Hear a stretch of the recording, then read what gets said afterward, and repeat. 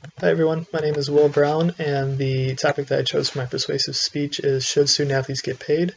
I personally believe that they should. Student athletes deserve to get paid for their services because of their risk to their health, their time commitment, and the risk to the quality of their education. So the debate as to whether or not student athletes deserve to be compensated for their services has been an ongoing argument for quite some time now. And through this speech, my goal is basically just to put an end to this argument and persuade my audience to believe that student athletes should be compensated for their services to their sport and to their school. Student athletes deserve to get paid for their services because of the risks to their health, their time commitment, and the risks to the quality of their education. So the first aspect I'd like to talk about is the health risks that student athletes face. These student athletes are putting their bodies on the line every day, every season for their sport. For many athletes, injuries are a pretty common and reoccurring thing. By sustaining injuries, student athletes often have to miss class times for checkups, meetings with doctors, rehab, and other things like that. For example, a friend of mine from high school, he went on to play college football, and he had sustained a pretty bad knee injury while he was in high school. And it never really went away. Every year he'd think it was fully healed and it would be feeling great, and he thought everything was good. But every year he would just re-injure it again, and oftentimes it ended up getting worse each year. So this would cause him to miss multiple classes throughout each semester for things like rehab and doctor's appointments and things like that. And he was also on crutches for most of the time that he was injured, so even when he was able to go to class, it was not convenient and often very difficult. So ultimately, this all led to him losing his football scholarship due to injury, which actually forced him to move back home and go to the nearby community college to continue his studies. So another thing that goes along with health risk is fatigue. Student athletes are often faced with extremely demanding schedules, which will lead to fatigue between practices, games, meetings, and travel. Student athletes are often faced with late nights and early mornings, and they are still expected to attend class and maintain an acceptable grade point average. Another thing to keep in mind is life-changing injuries. Although these don't really happen too often, they do happen.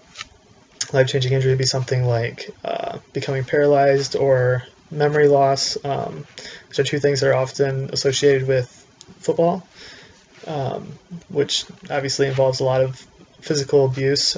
So any sport involving lots of physicality is you're going to be exposed to these risks. So the second aspect I like to talk about is how being a student athlete requires a large time commitment. On average, student athletes spend 40 or more hours a week on sport-related activities. These activities will include things like games, practices, meetings, media events, and travel to and from game locations. So their sport is basically a full-time job, and on top of all that, they're expected to get their schoolwork done. So while putting in 40 or more hours a week into sport-related activities, student athletes are still expected to attend class and still expected to maintain a grade point average that allows them to be eligible to play.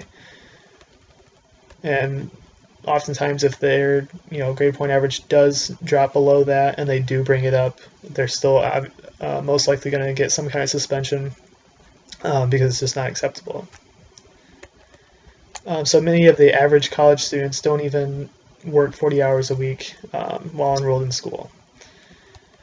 And student athletes are putting in more than 40 hours a week and not receiving any kind of compensation for it whatsoever. Student athletes are also not allowed to do any kind of side jobs, or they can't even, say a basketball player was to play in a 3-on-3 tournament for a cash prize, they're not even allowed to do that. So they literally cannot receive any kind of money, prizes, anything other than their scholarships. So the third aspect would be student athletes face many risks to the quality of their education. Student athletes often miss classes due to their sport-related activities between traveling and, like I said, meetings, media events, things like that. Like, for example, the NCAA tournament. These kids are, say you make a deep run into the tournament, you make it to the Final Four. These kids are missing weeks of classes. So by missing classes, it's going to disable the student from being able to achieve the highest quality education that they can. And oftentimes students are forced into missing classes. Like they have no choice. Because in the minds of athletic directors and athletic departments of universities, it's sports first and education second. This fatigue kind of comes back into play here. Fatigue from sport-related activities can cause a student not to be at their full potential. A student's sport is more like a full-time job. Between sport-related activities and being enrolled as a full-time student, fatigue is often going to set in. This is going to lead to student-athletes missing classes, handing in late assignments, or not even completing assignments at all.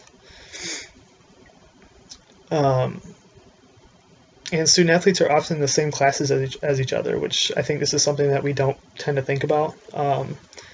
So it kind of secludes them from the rest of the campus, which can actually end up affecting your overall quality of education and college experience. Student-athletes are often forced into taking certain classes because they're only available at times that will not interfere with their athletic schedule. So therefore, you're going to find many athletes in the same class, which this can often lead to students settling for different majors and classes that they aren't even really interested in because it works with their schedule, which that's a huge problem because you're now limiting students, from doing what they really want to do with their lives. The majority of students are not going to go professional in their sport, and many of them need this education in order to make it in the real world after college sports is over. So ultimately, all of this is going to hinder the quality of their education. So in conclusion, the purpose of this speech was to persuade my audience to believe that student athletes deserve to be compensated for their services, to their sport and their school. So student athletes deserve to get paid for their services because of the risks to their health, their time commitment, and the risks to the quality of their education. Thank you.